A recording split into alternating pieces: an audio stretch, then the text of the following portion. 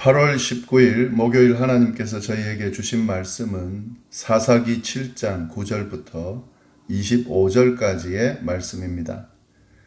그 밤에 여호와께서 기드온에게 이르시되 일어나 진영으로 내려가라. 내가 그것을 내 손에 넘겨 주었느니라. 만일 내가 내려가기를 두려워하거든 내 부하와 함께 그 진영으로 내려가서 그들이 하는 말을 들으라. 그 후에 내 손이 강하여져서 그 진영으로 내려가리라 하시니 기드온이 이에 그의 부라와 함께 군대가 있는 진영 근처로 내려간즉 미디안과 아말렉과 동방의 모든 사람들이 골짜기에 누웠는데 메뚜기의 많은 수와 같고 그들의 낙타의 수가 많아 해변의 모래가 많음 같은지라.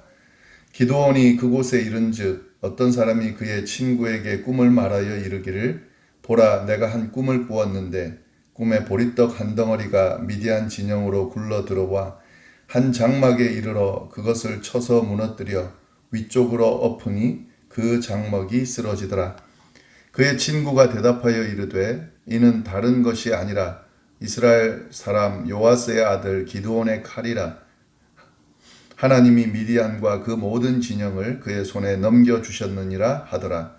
기드온이 그 꿈과 해몽하는 말을 듣고 경배하여 이스라엘 진영으로 돌아와 이르되 일어나라, 여호와께서 미디안과 그 모든 진영을 너희 손에 넘겨주셨느니라 하고 300명을 세대로 나누어 각 손에 나팔과 빈 항아리를 들리고 항아리 안에는 횃불을 감추게 하고 그들에게 이르되 너희는 나만 보고 내가 하는 대로 하되 내가 그 진영 근처에 이르러서 내가 하는 대로 너희도 그리하여 나와 나를 따르는 자가 다 나팔을 불거든 너희도 모든 진영 주위에서 나팔을 불며 이르기를 여호와를 위하라, 기드온을 위하라 하라 하니라.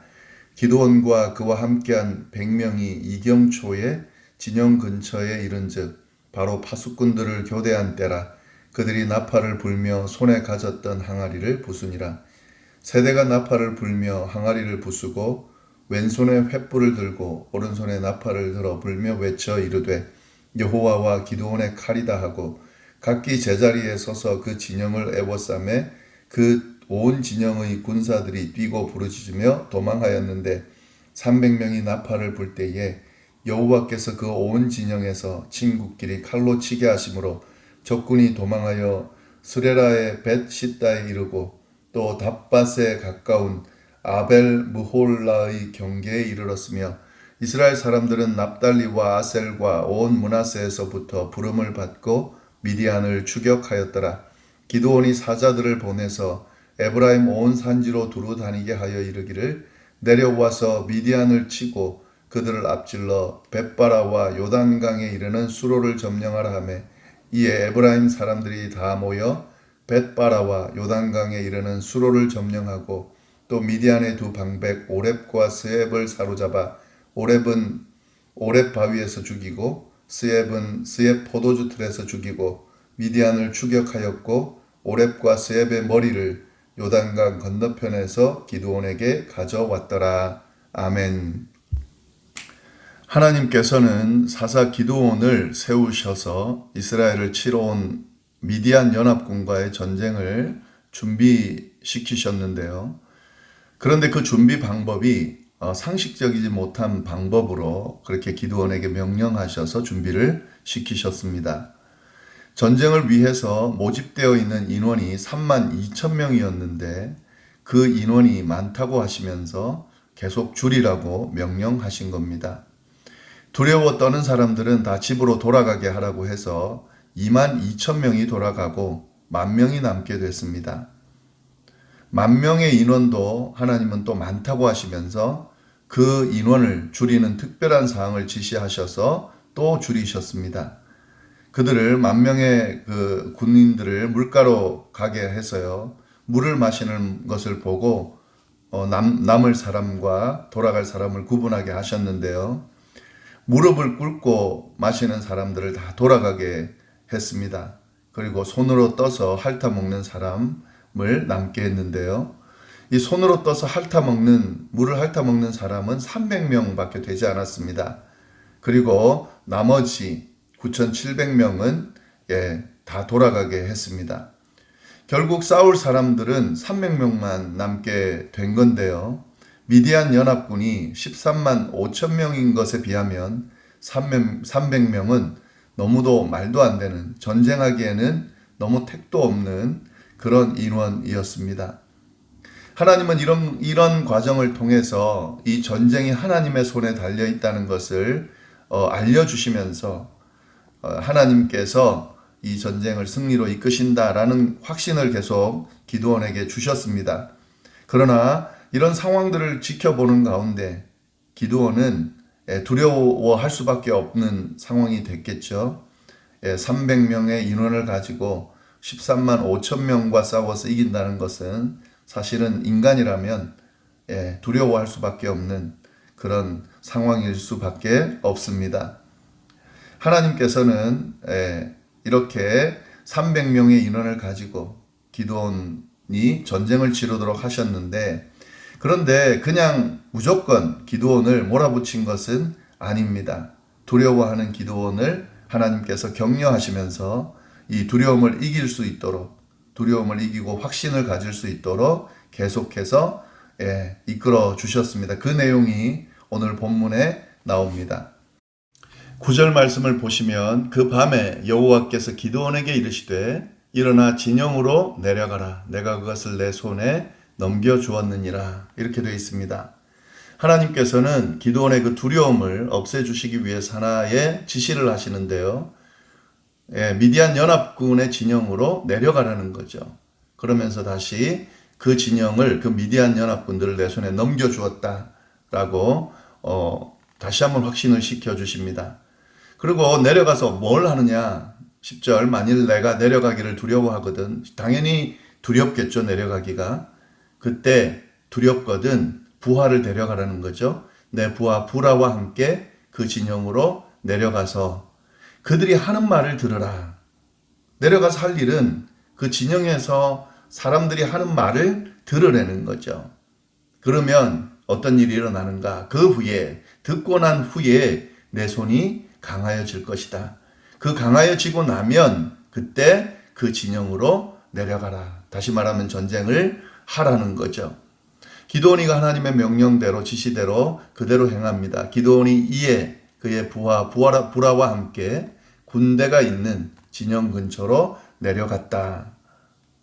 어떤 일이 있었습니까? 내려가 보니까 일단은 거기에 있는 미디안 연합군을 보게 됩니다.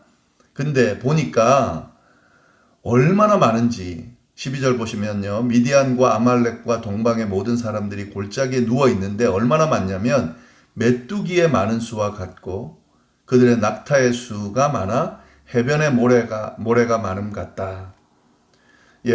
미디안 연합군들의 그 인원이 메뚜기처럼 많다는 건 정말 엄청나게 많은 거죠. 그리고 전쟁에서 사용되어지는 낙타의 수가 해변의 모래같이 많다는 거죠. 당연한 겁니다. 13만 5천 명의 인원이 골짜기에 그렇게 있다고 하면 그것은 메뚜기 떼처럼 많다고 표현할 수밖에 없을 겁니다. 하나님의 지시대로 미디안 진영으로 내려와서 직접 그 미디안 연합군의 수를 보게 됐는데요. 그러면 당연히 두려움이 더 생기겠죠. 두려움을 없애주기 위해서, 확신을 들게 하기 위해서 보내셨는데 더 역효과가 날 수 있는 그런 상황을 기드온이 보게 됩니다. 그런데 그 진영에 갔더니 기드온이 어떤 사람들이 대화하는 내용을 듣게 됩니다. 13절, 기드온이 그곳에 이른즉 어떤 사람이 그의 친구에게 꿈을 말하여 이르기를, 보라 내가 한 꿈을 꾸었는데 꿈에 보리떡 한 덩어리가 미디안 진영으로 굴러 들어와 한 장막에 이르러 그것을 쳐서 무너뜨려 위쪽으로 엎으니 그 장막이 쓰러지더라. 한 사람이 자기가 꾼 꿈을 그의 친구에게 이야기하는 것을 기드온과 그의 부하가 듣게 됩니다. 그 꿈 내용은 뭐냐면 보리떡 한 덩어리가 미디안 진영으로, 자기의 진영으로죠, 굴러 들어와서 한 장막에 이르렀더니 그 보리떡 한 덩어리가 그 진영을, 그 장막을 무너뜨려 장막이 쓰러지더라. 이 꿈을 꾸었다 라고 이야기하는 것을 듣습니다. 그런데 그 꿈 이야기를 들은 그의 친구가 대답하는 내용이 놀랍습니다. 14절, 그의 친구가 대답하여 이르되 이는 다른 것이 아니라 이스라엘 사람 요아스의 아들 기드온의 칼이라. 하나님이 미디안과 그 모든 진영을 그의 손에 넘겨주셨느니라 하더라. 그 꿈은 뭐냐면 결국에 그 보리떡 한 덩어리는 기드온의 칼이라는 거죠. 이스라엘 사람. 그리고 그 기드온의 손에 하나님이 모든 미디안과 그 진영을 넘겨주셨다. 이렇게 그 꿈을 해석을 하는 거죠. 이렇게 그 꿈을 해석하는 것은 그 사람의 생각만 하나님이 바꾸셨는지 아니면 이 미디안 진영 사이에 이런 이야기들이 돌고 있었는지 그건 정확히 모르지만 이 이야기를 들은 기드온이 정말 하나님이 함께 하시는구나. 그리고 하나님께서 이 미디안을 자신의 손에 붙이셨구나라고 하는 확신을 가지게 됩니다. 15절 보시면은요. 기드온이 그 꿈과 해몽하는 말을 듣고 경배하여 이스라엘 진영으로 돌아왔다. 경배했다는 것은 하나님께 예배를 드렸다는 건데 확신이 들은 거죠. 승리를 확신하게 한 거죠. 하나님께서 승리하게 하실 것이라고 하는 확신을 가지게 된 겁니다. 그래서 그 승리를 주실 하나님께 경배를 하면서 돌아왔다는 거죠. 돌아오자마자 어떤 행동을 합니까? 이스라엘 진영으로 돌아와 이르되 일어나라 여호와께서 미디안과 그 모든 진영을 너희 손에 넘겨주셨느니라 하고 하나님께서 주신 확신을 이제 사람들에게 당당하게 이야기합니다. 일어나라 하나님께서 미디안을 그리고 그 모든 진영을 우리 손에 넘겨주셨다. 싸우러 가자라고 선언합니다. 그러면서 이제 16절부터 18절 보면은요. 기드온이 전쟁 전략을 짜면서 이제 명령을 합니다. 세대로 300명을 세대로 100명씩 나누고 그들에게 나팔과 빈 항아리를 들게 하고 그리고 그 항아리에다 횃불을 감추고 같이 미디안 진영으로 가서 자신이 하는 행동을 똑같이 하라고 지시를 합니다. 나팔을 불면은 기드온이 나팔을 불면 같이 나팔을 불면서 외치는 거죠. 여호와를 위하라, 기드온을 위하라라고 외치라고 이야기를 합니다. 자, 이렇게 계획하고 이제 기드온과 300명의 그 용사들이 군사들이 이제 미디안 진영으로 갑니다. 그래서 먼저 기드온과 함께한 그 100명의 이스라엘 군인들이 밤에 진영 근처로 가서 파수꾼들이 교대한 때를 딱 타이밍을 가지고요. 나팔을 불면서 손에 가졌던 항아리를 부숩니다. 그래서 그걸 사인으로 300명 전부가 나팔을 불며 항아리를 부수면서 왼손에 횃불을 들고 오른손에 나팔을 불면서 외칩니다. 여호와와 기드온의 칼이다 라고 외칩니다. 그랬더니 어떤 일이 일어났습니까? 21절 보시면은요. 각기 제자리에 서서 그 진영을 에워싸며 그 온 진영의 군사들이 뛰고 부르짖으며 도망하더라. 그렇게 300명이 진영을 둘러싸고 항아리를 깨고 횃불을 들고 나팔을 불면서 여호와와 기드온의 칼이다 라고 소리치니까 갑자기 일어난 이 상황에 대해서 놀라서 미디안 진영에 있는 군사들이 막 뛰고 부르짖으며 도망했다는 거죠. 여기 이 상황을 잘 묘사하고 있습니다. 뛴다, 부르짖는다, 도망한다. 굉장히 혼란스러운 상황을 잘 표현하고 있습니다. 그때 어떤 일이 또 일어났냐면요. 22절 300명이 나팔 불 때에 여호와께서 그 온 진영에서 친구끼리 칼로 치게 하심으로 서로 막 칼로 치게 만든다는 거죠. 그러면서 서로 치고 죽이면서 도망한다는 거죠. 도망했다는 거죠. 이렇게 이 미디안 진영 그 수많은 사람들이 혼란 가운데 서로 죽이면서 도망을 치게 됩니다. 하나님께서 이 상황을 역사하고 이끄시는 모습을 잘 묘사해주고 있습니다. 그렇게 해서 도망을 쳤습니다. 그 도망친 모습을 보면서 그때 기드온이 이스라엘 사람들에게 연락을 해서 납달리와 아셀과 온 므낫세에서 사람들을 불러서 미디안을 추격하라고 합니다. 23절에 그 내용이 나옵니다. 이렇게 미디안 진영을 혼란스럽게 하고 도망치게 만든 상황에서 이스라엘 사람들을 다시 불러서 그들을 출격하게 하고요. 특별히 기드온이 사자를 보내서요. 에브라임 온 산지, 그러니까 지금 이 미디안 사람들이 도망친 그 근간에 있는 그 에브라임 온 산지에 있는 에브라임 사람들을 내려오게 해서요. 그 미디안을 치고 따르게 했다는 거죠. 24절 보시면은 기드온이 사자들을 보내서 에브라임 온 산지로 두루다니게 하여 이르기를 내려와서 미디안을 치고 그들을 앞질러 벳바라와 요단강에 이르는 수로를 점령하라 하며 이 에브라임 사람들이 다 모여 벳바라와 요단강에 이르는 수로를 점령했다. 그리고 미디안 방백 두 방백 오렙과 스엡을 잡아서 죽이는, 그리고 그 머리를 요단강 건너편에 있는 기드온에게 가져오는 그런 승리의 결과를 가지게 됐다 하는 거죠. 네, 오늘 말씀 이 기드온의 전쟁을 보면서 우리가 느낄 수 있는 점은요.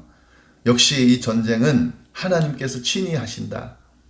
하나님께서 주신 방법으로 또 하나님의 능력으로 이 전쟁을 하니까 당연히 이기게 된다는 거죠. 수의 열세가 있음에도 불구하고 또 계속 머뭇거리는 기드온임에도 불구하고 하나님께서 그에게 담대함을 주시고 확신을 주시고 300명의 군사를 가지고도 13만 5천 명과의 전쟁에서 이기는 그런 역사를 이끌어 주셨다 하는 사실을 우리가 알 수 있습니다. 오늘날도 마찬가지죠.